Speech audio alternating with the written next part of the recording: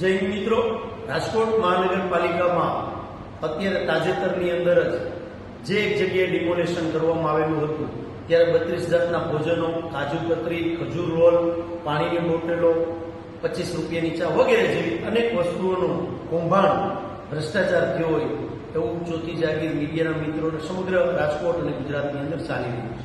ત્યારે આજે મારી પાસે એક વિડીયો આવ્યો છે. એ વિડીયોની અંદર પણ ખાદ્ય પદાર્થ જોવા મળે છે જે રાજકોટ મહાનગરપાલિકાની આરોગ્ય શાખાની ગાડી છે.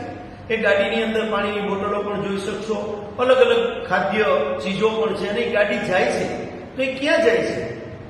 કોઈની ઘરે જાય છે? કઈ જગ્યાએ માલ ઉતારવા માટે જાય છે? કે આ પણ માલ આવ્યો છે અને જે બચ્યો છે એ પણ ક્યાંક કોકની ઘરે મોકલવામાં આવે છે? આ પણ એક પ્રશ્નાર્થ છે.